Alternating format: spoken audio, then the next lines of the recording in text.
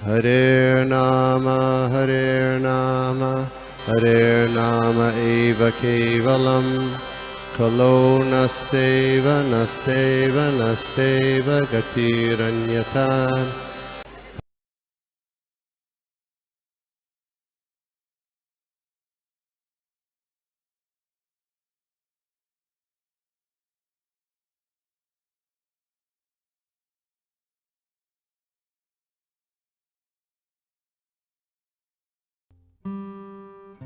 ओम अज्ञानतिमिरन्दस्य ज्ञानाञ्जनशलाकया चक्षुरुन्मिलितं येन तस्मै श्रीगुरवे नमः। श्रीचैतन्यमनोभीष्टं स्थापितं येन भूतले स्वयं रूप कदा मह्यं ददाति स्वपदान्तिकं। वन्देऽहं श्रीगुरो श्रीयुतः पदकमलं श्रीगुरोन् वैष्णवांश्च श्रीरूपं साग्रजाताम् सहगना रघुनाथान्वितं तं सजीवं साद्वैतं सावधूतं परिजना सहितं कृष्ण चैतन्य देवं श्री राधा कृष्ण पादान् सहगना ललिता श्री विशाखान्वितंश्च। नमो ओम विष्णुपादाय कृष्ण प्रेष्ठाय भूतले श्रीमते भक्तिवेदांत स्वामीति नामिने। नमस्ते सरस्वती देवे गौरवाणी प्रचारिणे निर्विशेष शून्यवादी पाश्चात्यदेशतारिणे पंचाकल्पतरुभ्यश्च कृपा सिन्धुभ्येव च पतितानां पावनेभ्यो वैष्णवेभ्यो नमो नमः। जय श्री कृष्ण चैतन्य प्रभु नित्यानंद श्री अद्वैत गदाधर श्रीवासादि गौर भक्त वृंदा। हरे कृष्णा कृष्णा कृष्णा हरे हरे हरे राम हरे कृष्ण। तो सर्वप्रथम गोपी मनोहर का बहुत बहुत धन्यवाद। तो जी ने मुझे बहुत प्रेम से यहाँ पे बुलाया है ये ऑनलाइन सत्संग में, और उनके घर भी आने का अवसर मिला। प्रभु जी और माता जी बहुत सिंसियर भक्त हैं, बहुत प्रामाणिक भक्त हैं। तो मेरा यहाँ पे आने का एक मकसद है कि इनका आशीर्वाद प्राप्त करूं, आप सब लोगों का आशीर्वाद प्राप्त करूं। तो आज का श्लोक है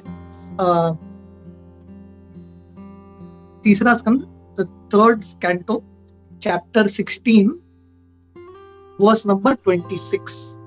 श्लोक इस प्रकार है। श्री भगवान उवाच एतो सुरेतर गतिं प्रपद्य सद्य संब्रह्म संवृत समाधि अनुबद्ध योगो भूय सकाशम उपयास्त अशो योग शापो मयेव निमित्तस् तद अवेत विप्रा। ट्रांसलेशन इस प्रकार है। The Lord replied, O Brahmanas, know that the punishment you inflicted on them was originally ordained by me, and therefore they will fall to a birth in a demonic family. But they will be firmly united with me in thought through mental concentration, intensified by anger, and they will return to my presence shortly. तो ये purport we don't read about it.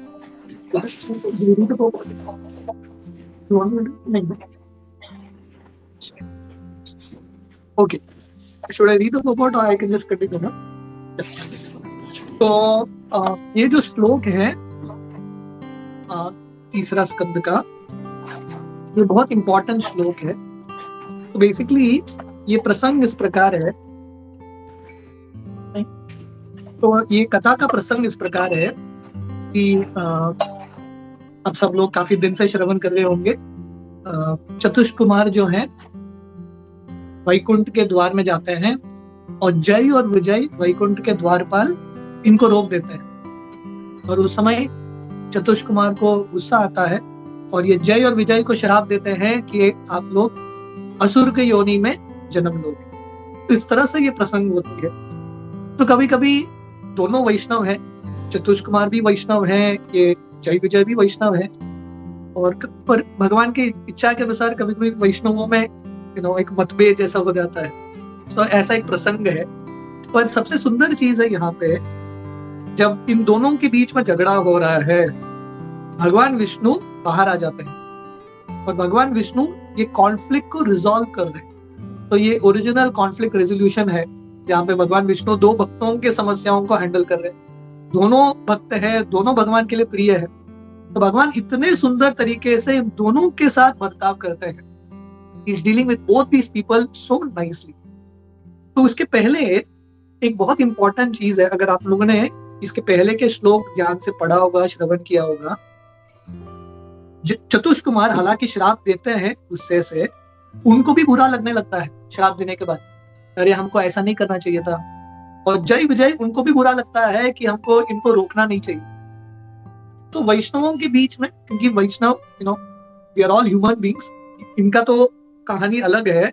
ये भगवान के arrangement के अनुसार इनको गुस्सा आता है, एक दूसरे के साथ थोड़ा कलह होता है। पर हमारी जिंदगी में भी टू एयर इज ह्यूमन, मनुष्य मतलब गलती करेगा ही। तो वैष्णवों के बीच में भी कभी कभी मतभेद होता है, कभी झगड़ा भी हो सकता है।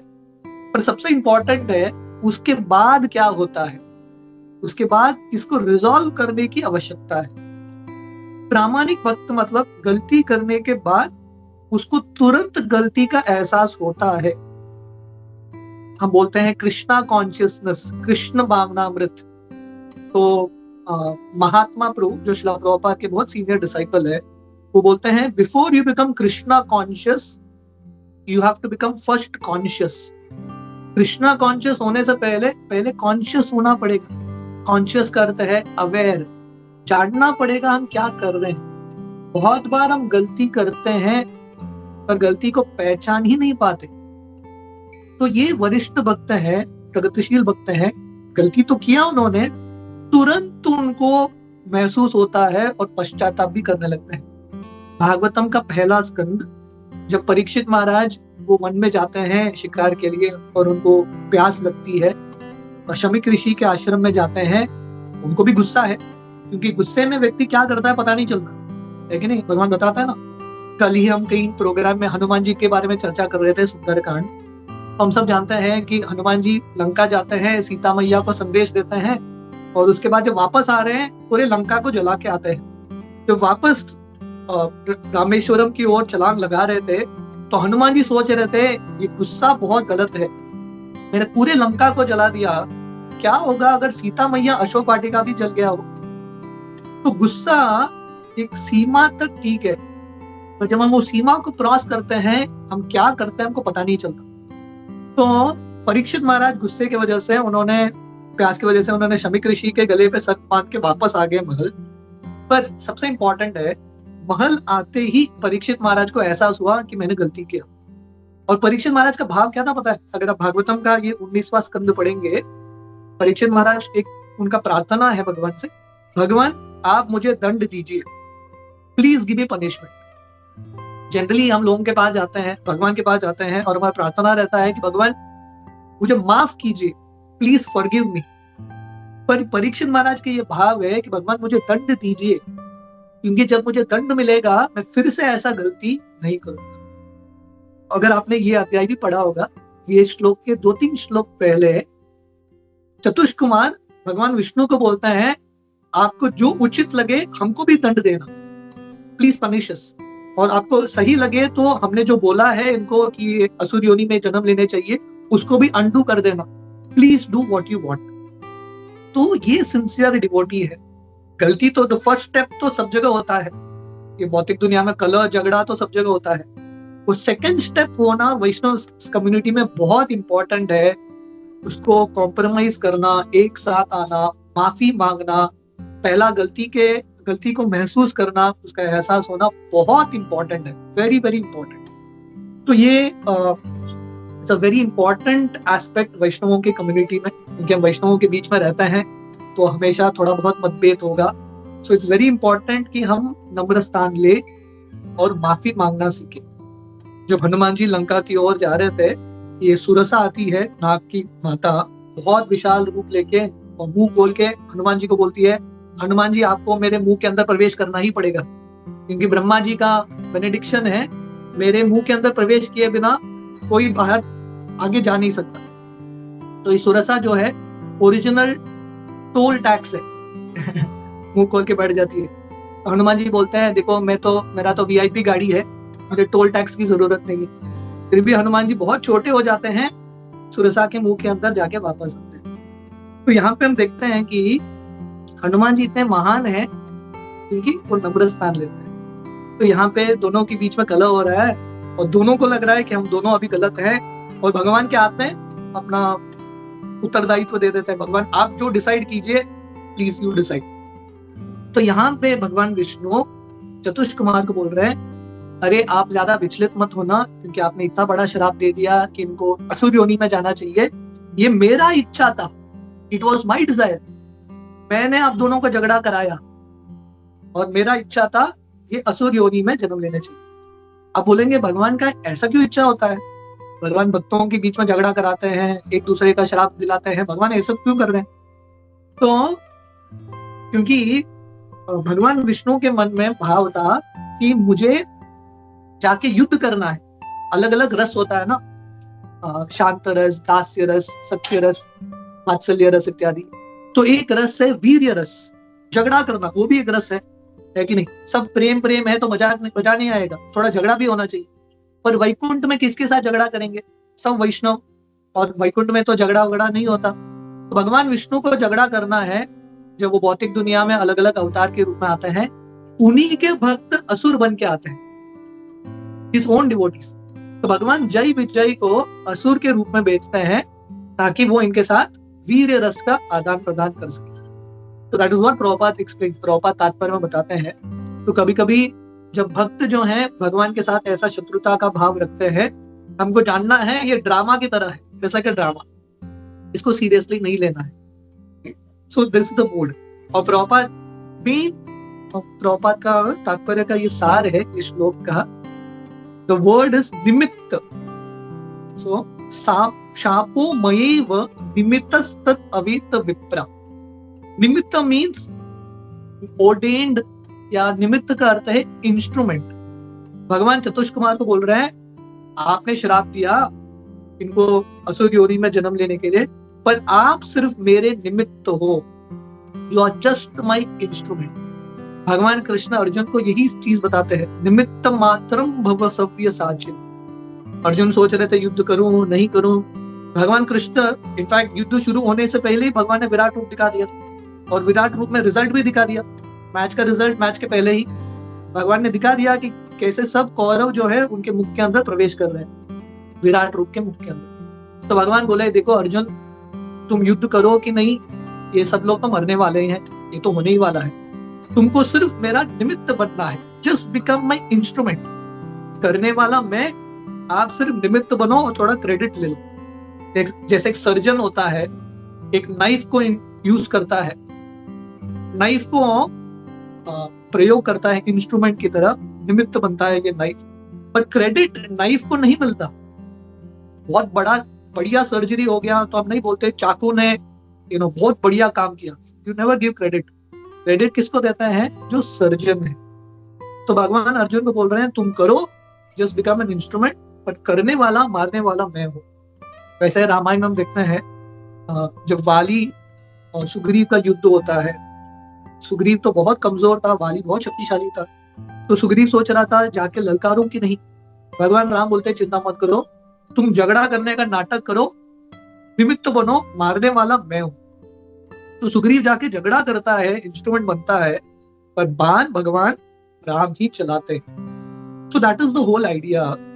प्रॉपर यहाँ पे बता रहे हैं, कुछ भी भगवान के इच्छा के अनुसार नहीं होता। Without the Lord sanction nothing can happen. कुछ भी नहीं हो सकता। तो हम ये दुनिया में बहुत निस्सहाय हैं, we are very very helpless. जैसे सुग्रीव का उदाहरण है, अर्जुन का उदाहरण है, हम बहुत निस्सहाय हैं। ये सब महान भक्त हैं, फिर भी दे आर वेरी हेल्पलेस। आप देखेंगे सृष्टि के लीला, this is second third canto, आप लोगों ने सृष्टि के बारे में सुना होगा। ब्रह्मा जी जब सृष्टि करना शुरू करते हैं, हर पद पे वो निस्सहाय हैं, at every step is helpless.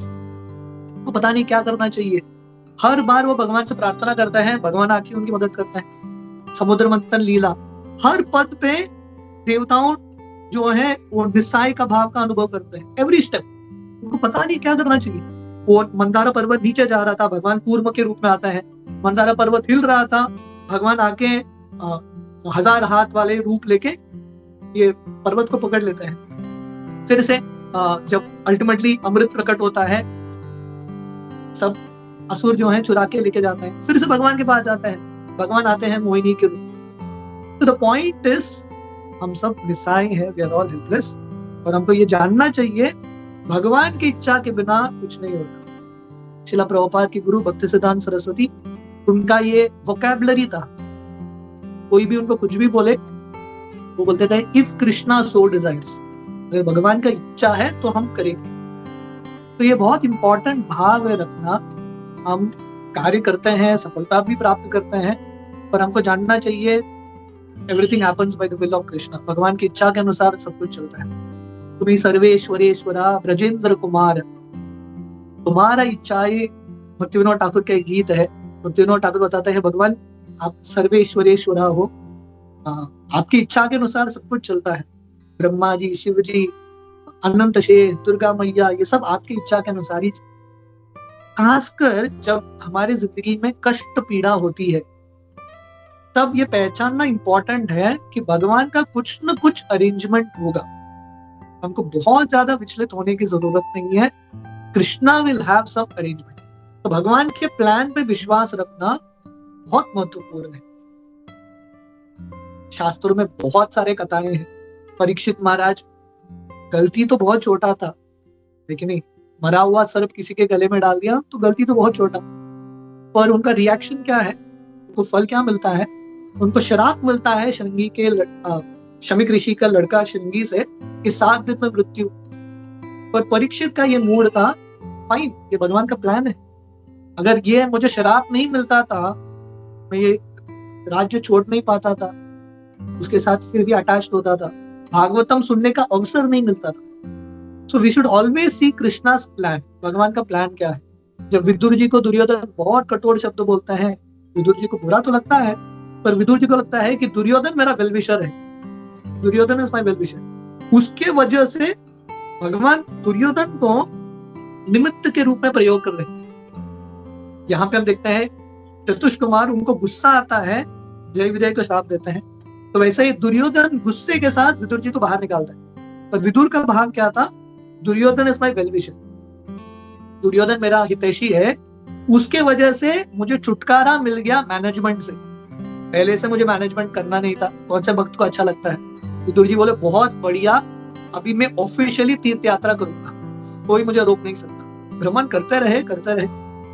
भगवान रामचंद्र का उदाहरण, जब कई भगवान राम को बोलती है 14 साल वनवास चले जाओ, भगवान राम तो बहुत खुश। भगवान राम सोच रहे थे कौन राज्य करना चाहता है, वन में जाने का अवसर मिल रहा है, 14 साल साधुओं के संग में रहने का अवसर मिल रहा है, सो हैप्पी।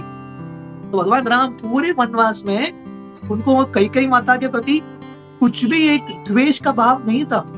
इनफैक्ट भगवान राम इतने कृतज्ञ थे, बोले कई माता निमित्त बनी मेरे जिंदगी में, कई की वजह से मुझे सुग्रीव जैसे दोस्त मिले, हनुमान जी जैसे सेवक मिले, मुझे विभीषण जैसे भक्त मिले, दोस्त मिले।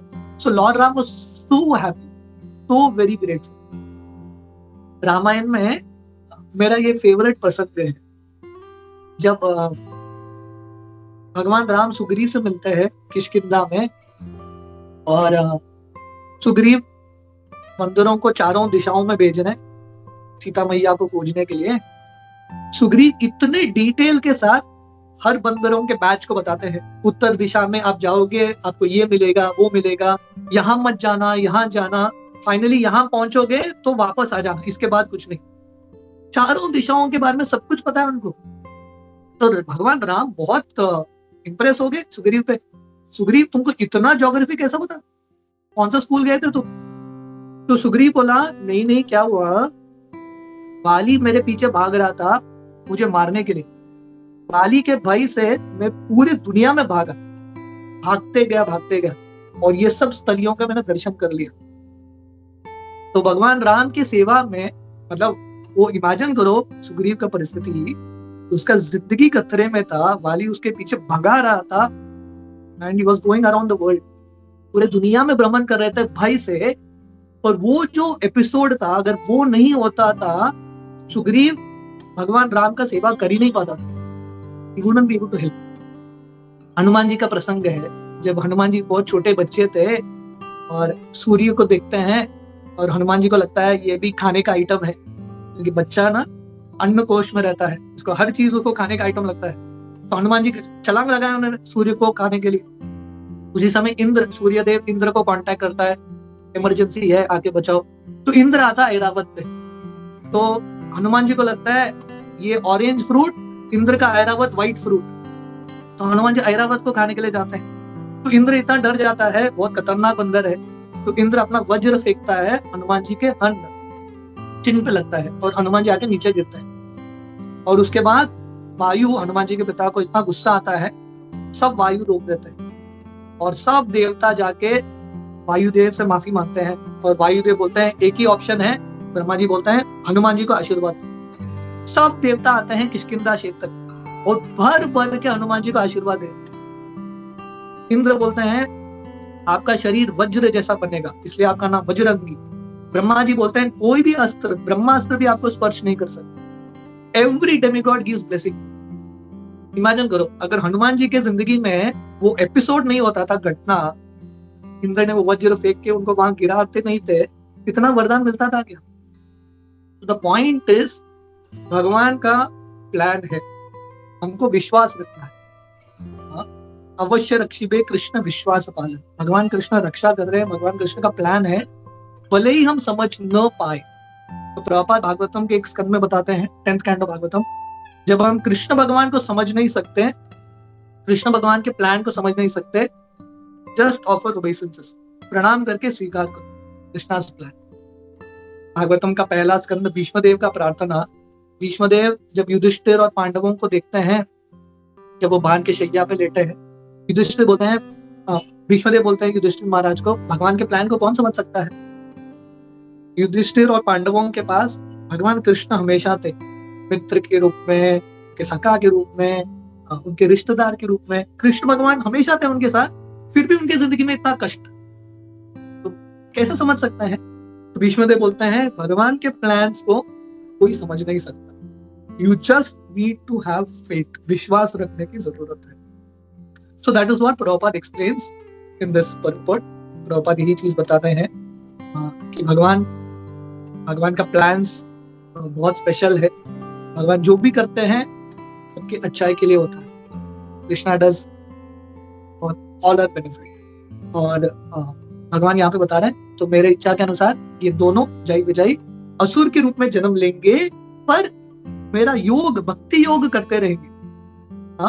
दे विल कीप रिमेम्बरिंग मी। हालांकि गुस्से के साथ, शत्रुता के भाव के साथ, still they will be remembering me. So Krishna का स्मरण करना, हालांकि इसको शुद्ध भक्ति नहीं बोलते, इज नॉट डेफिनेशन ऑफ शुद्ध भक्ति, और अनुकूल भाव में नहीं कर रहे, प्रतिकूल भाव में कर रहे हैं, पर कंटिन्यूअसली कृष्णा कॉन्शियस है, वो कंटिन्यूअसली थिंकिंग ऑफ कृष्ण। अभी किसी को शत्रु, जनरली आप किसके बारे में ज्यादा सोचते हैं? जिसके प्रति ना आपको शत्रुता का भाव है ना, उसी के बारे में ज्यादा विचार आता है, उसके लिए मैं ये करूंगा, वो करूंगा। तो ये लोग इतने तल्लीन थे कृष्ण में, इसलिए भगवान बोलते हैं ये लोग वापस मेरे पास आ जाएंगे, they will come to my presence very very soon. तो हम सब जानते हैं जय विजय 3 जन्म लेते हैं। पहला जन्म हिरण्याक्ष, हिरण्यकशिपु, और इनको मारने के लिए भगवान 2 अवतार लेते हैं, वराह और नरसिम्हा। इमेजिन कीजिए अगर ये दोनों नहीं आते थे, भगवान के सब अवतार भी नहीं होता। इस्कॉन के भक्तों के लिए नरसिंहदेव इतना प्रिय विग्रह है, प्रीति है, तो जितना हमको कृतज्ञता होना चाहिए प्रहलाद के प्रति, उतना कृतज्ञता हिरण्यकशिपु, हिरण्याक्ष के प्रति भी होना चाहिए, है कि नहीं? अगर वो नहीं होते तो कहाँ से आता था ये अवतार? सो भगवान आते हैं वराह के रूप में, हिरण्याक्ष का वध करते हैं, नरसिंह के रूप में हिरण्यकशिपु का वध करते हैं। अगले बार, अगले अवतार में, अगले युग में, इन त्रेता युग, ये दोनों रावण और कुंभकर्ण के रूप में आते हैं, और भगवान राम इन दोनों को मारते हैं, रावण और कुंभकर्ण। तीसरे बार वो दंतवक्त्र और शिशुपाल के रूप में आते हैं, और भगवान कृष्ण इन दोनों का वध करते हैं। तो इनका अवतार तो समाप्त होता है, वो वापस जाते हैं, पर जब उनको समझ में आता है कि भगवान फिर से आ रहे गौर निताई के रूप में, वो लोग भगवान को जाके बोलते हैं प्लीज फिर से हमको आना है। भगवान बोले देखो 3 बार आप आ चुके हो, अभी भी आना है तो सब ड्रामा के सब कैरेक्टर्स फुल आपको असुर बन के ही आना पड़ेगा। तो जय विजय बोलते हैं चलेगा, कुछ भी हो जाए हमको ड्रामा में भाग लेना ही है। तो फिर से ये जय विजय जो है जगाई मदाई के रूप में आते हैं, और इस बार गौर निताई जगाई मदाई को मारते नहीं है, इनको वैष्णव बना देते।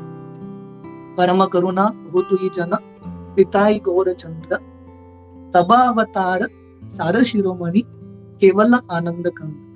इसलिए लोचन दास ठाकुर बता रहे हैं सब अवतारों में से सबसे सर्वश्रेष्ठ है गौर निताई का अवतार। जय विजय जब बाकी रूप में आए थे भगवान ने मार दिया बाकी अवतारों में, पर गौर निताई जय विजय को मारते नहीं है, जगाई मदाई को मारते नहीं है, पर इनको वैष्णव बना देते हैं, एकदम प्योर डिवोटीज। अभी भी आप कटवा जाएंगे, वहां पे मदाई का समाधि है, अभी भी वैष्णव जाते हैं, जगाई मदाई से प्रार्थना करते हैं आशीर्वाद दे दो। कहीं पे देखा आपने कि कोई हिरण्यकशिपु हिरण्याक्ष से प्रार्थना कर रहा है, रावण कुंभकर्ण से प्रार्थना कर रहा है आशीर्वाद दे दो, पर ये गौर निताई है, उन्होंने जगाई मदाई को वैष्णव बना दिया। सच अ ग्लोरियस। तो हमारा बहुत बड़ा सौभाग्य है कि श्रील प्रभुपाद की असीम कृपा से हमको थोड़ा गौर निताई का कृपा मिल रहा है, नाम संकीर्तन का ये आंदोलन में भाग लेने का अवसर मिल रहा है। So we should be very very grateful. हमको बहुत कृतज्ञ होना चाहिए, बिना कुछ योग्यता के हमको ये इतना सुनहरा अवसर मिला है। Golden opportunity by the golden अवतार। क्विकली हम लोग किसी भक्त का कोई प्रश्न है तो या टीका टिप्पणी है तो लेते हैं। Quickly start raising your hands. या वैजी माता जी। हरे कृष्णा प्रभु जी, दंडवत प्रणाम। प्रभु जी, excellent class था। I always wait for your classes. Prabhuji, आपने you explained so beautifully the importance of consciousness before becoming or being conscious before becoming Krishna conscious, and आपने राधानाथ स्वामी महाराज का in a simple line, if I may say, attitude of gratitude, जो भी situation में how it is always to look at the positive in each situation and proceed. वो life का practical example आपने with so many examples practical instruction आपने दिया, and Gopal Bhatta Goswami का pastimes you explained so beautifully, Prabhuji, particularly the transition from Sri Sampradayam to Gaudiya Sampradayam, which is what I'm struggling with and I'm trying to understand. Thank you so much for that, Prabhu, because Sri Rangam and all that is like we go there, the 108 Divya Desams and all that, but more and more when I hear this transition and the mood kind of develops. Thank you so much for that, Prabhuji. I had a question, Prabhuji. आपने बताया कि which is very true, that we have to accept Krishna का plan. Whatever Krishna does is for our best, and we have to go with that. But मेरा एक question है, Prabhuji, कि can we even have desires then? Because being the grahastha life, maybe not, there are going to be spiritual desires, yes, which I think maybe okay, but material desires be more in connection with performance of our material duties. So Prabhuji, can we even have those desires? Because the reason is, अगर एक goal है, then we work towards that. नहीं तो हम effort भी नहीं डालेंगे ना. So if you can share some of your thoughts on this, that would be great, Prabhuji. Hare Krishna. Thank you. Yeah, definitely you can have desires. See, so what is Krishna's plan for us? We don't know. भगवान कृष्ण का क्या plan है हमको पता नहीं। भगवान कृष्ण हमको encourage किया है कि यूज योर इंटेलिजेंस, बुद्धि का प्रयोग करना।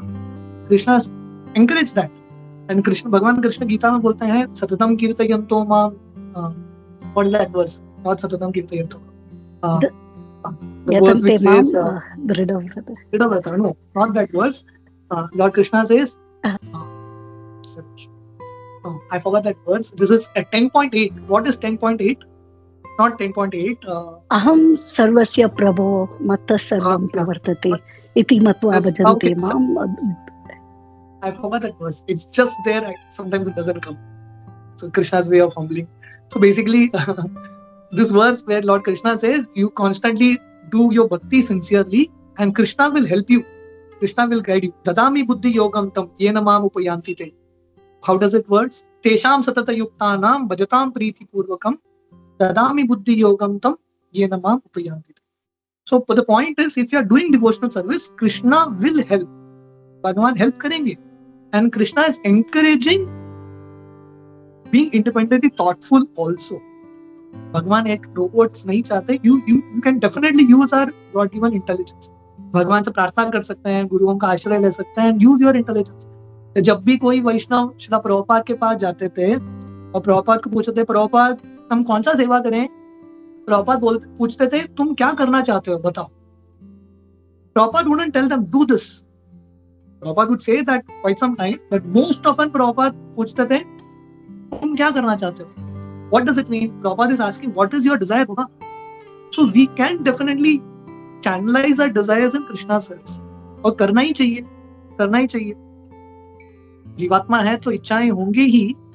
प्रभुपाद हमेशा बोलते थे मेरा प्रॉब्लम है कि मैं छोटा सोच नहीं सकता, हम सोचेंगे तो बड़ा ही सोचेंगे.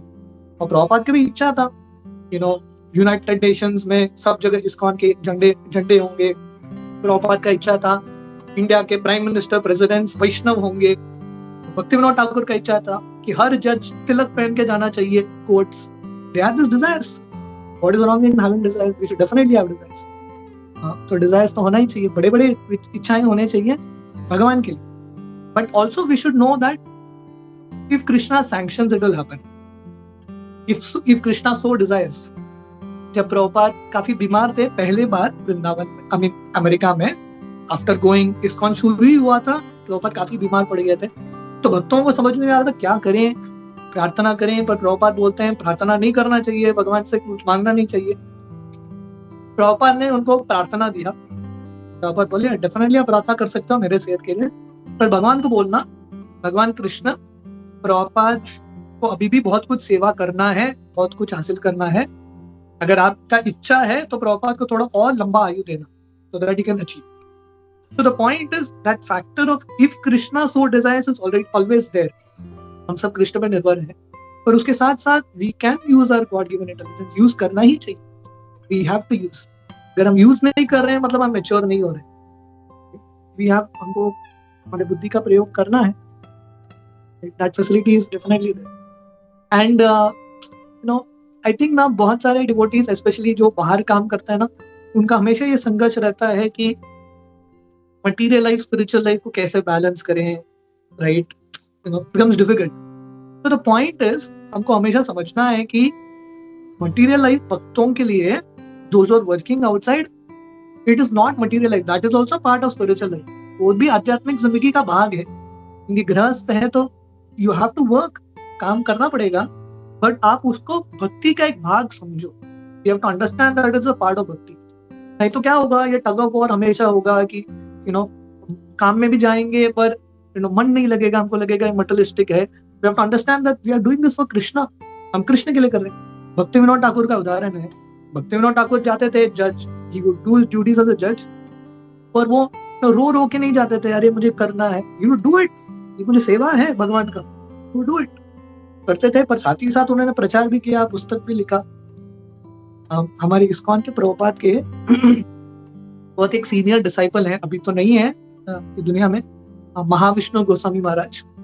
वो ना बहुत प्रैक्टिकल व्यक्ति है and he is no longer there, but his statements and his quotes are very powerful. वो बोलते हैं भक्तों को ना मटेरियल लाइफ में या बाहर के दुनिया में बहुत हार्ड वर्किंग होना चाहिए. और उनका साक्षात्कार है, जो बाहर की दुनिया में बहुत हार्ड वर्किंग भक्त है ना, वही आध्यात्मिक दुनिया में भी, स्पिरिचुअल लाइफ और या कृष्णा कॉन्शियस में भी बहुत एक्टिव होता है. नहीं तो ना क्या एटीट्यूड ना सब जगह कैरी होता है. आपका अगर ये एटीट्यूड है कि बाहर की दुनिया में थोड़ा कॉम्प्रोमाइज कर लेंगे, काम उतना अच्छा नहीं करेंगे, तो वो एटीट्यूड भक्ति में भी आ जाता है. जो भक्त बाहर में फर्स्ट क्लास बढ़िया कार्य करते हैं, अंदर आके they are like very good, बहुत कंट्रीब्यूट करते हैं. Tamal Krishna Goswami Maharaj has always been my example. Tamal Krishna Goswami Maharaj जब 50 साल के थे, वो यूनिवर्सिटी ज्वाइन करता है क्योंकि उनको लग रहा था मैंने बहुत प्रचार कर दिया चाइना बहुत जगह पे, पर मुझे जाके इस्कॉन के भक्त अभी भी यूनिवर्सिटीज में एकेडमिक्स में नहीं घुसे हैं, तो वो यूनिवर्सिटी में जाते हैं. और क्योंकि जब उन्होंने ज्वाइन किया था प्रभुपाद को, कॉलेज ड्रॉप आउट थे, मतलब डिग्री भी नहीं था हाथ में. अभी यूनिवर्सिटी में जाना है, पीएचडी करना, तो पहला तो डिग्री प्राप्त करना पड़ेगा. So he joined as a student, graduate student के रूप में काम करने लगे। मतलब जीबीसी थे ऑलरेडी, दुनिया भर में शिष्य हैं उनके, ऑलरेडी बहुत सारा प्रचार का रिस्पॉन्सिबिलिटीज है। उसके साथ साथ यूनिवर्सिटी में स्टूडेंट के रूप में गए और हर एग्जाम में, हर सेमेस्टर में topper, every semester he was a topper, क्योंकि उनका भाव था अगर नहीं करना हो तो नंबर 1 ही करना है। एंड वो मतलब एज अ ग्रेजुएट स्टूडेंट उन्होंने इतना अच्छा पढ़ाई किया, उनको automatically the next level he had to skip, उनको सीधा पीएचडी देने का उन्होंने अवसर दे दिया। So they were seeing that he is so sincere. So these are the examples कि प्रभुपाद भी अपने भौतिक जिंदगी में ना, I mean, even his regular गृहस्थ life, Prabhupada worked very hard. Prabhupada ने बहुत मेहनत किया, till the age of 50, Prabhupada struggled it out. Business collapse हो रहा था, he changed the place. Prabhupada had great ambitions. Prabhupada बोले प्रयाग फार्मेसी का ब्रांच हर जगह पे खोलेंगे। Prabhupada had that ambition also, साथ ही साथ प्रचार की। So I don't think so this should be an issue. Everyone can do it. हर व्यक्ति कर सकता है। Thank you so much, Prabhuji. Beautifully explained. And practically I can implement certain things. Thank you. Hare Krishna. Hare Krishna. Yeah, Amrit Vilasani Mataji. Yes प्रभु। हरे कृष्णा प्रभु जी, दंडवत प्रणाम सभी भक्तों के चरणों में, दंडवत प्रणाम। थैंक यू प्रभु जी। Hare Krishna. Hare Krishna. Yes, we can hear you. Hare Krishna प्रभु जी, दंडवत प्रणाम। थैंक यू प्रभु जी, बहुत बहुत सुंदर क्लास आपका सेशन था प्रभु। एंड हरे कृष्णा, सभी भक्तों के चरणों में दंडवत प्रणाम। प्रभु जी, आप बहुत बहुत अच्छी तरह से एक्सप्लेन किए और हमारा ये बहुत काफ़ी बार क्वेश्चन आता है मन में कि हम बाहर कोई अलग अदर जो काम है सब करते हैं या भगवान का भी सेवा पूजा करते हैं, तो हम कैसे इसको डील करें, कैसे उसको मतलब बैलेंस करें। तो अब इतना सुंदर अब समझाए प्रभु कि हमें हमेशा सोचना चाहिए जो भी हम काम करते हैं बाहर का भी वो कृष्ण के लिए कर रहे हैं। ऐसा अगर हम सोचते हैं तो हमारा मन में वैसा भाव नहीं आएगा कि अच्छा नहीं लग रहा है, काम में मन नहीं लग रहा है। तो आपने इतना सुंदर बताया प्रभु कि हम जो दूसरा काम जो हमारा ऑक्यूपेशन है किसी का भी जो है वो हम करें, अच्छी तरह से करें, कृष्ण को हमेशा मन में रखते हुए करें, तो हमारा वो चीज़ हमारा सेवा में भी आ जाएगा। बहुत सुंदर बताए प्रभु आपने, थैंक यू सो मच।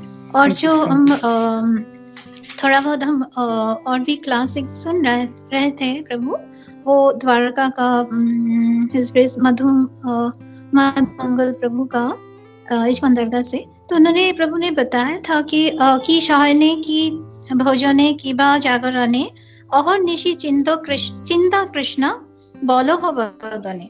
महाप्रभु ऐसे बताए कि मुख से निरंतर कृष्ण निकलना चाहिए, वही हमारा एक्चुअल भगवान का सेवा होता है।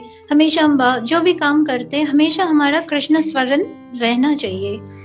ये थोड़ा मुझे याद आया प्रभु। And thank you so much, बहुत सुंदर आप एक्सप्लेन किए। एंड जो गोपाल भट्ट गोस्वामी का इतना सुंदर आपने बताया, थैंक यू सो मच प्रभु। हरे कृष्णा, धन्यवाद, प्रणाम। थैंक यू वेरी मच, सब लोगों का बहुत बहुत धन्यवाद। हरे कृष्ण। हरे कृष्णा। थैंक यू प्रभु जी इतने अच्छे सेशन के लिए। And thank you everybody for joining. तो हम लोग रुकते हैं। ग्रंथराज श्रीमद् भागवतम की जय, श्रील प्रभुपाद की जय, इस्कॉन गुरुवृंद की जय, इसके सच्चिद गोपाल प्रभु जी की जय, गोपाल भट्ट गोस्वामी जी की जय। हरे कृष्णा। हम लोग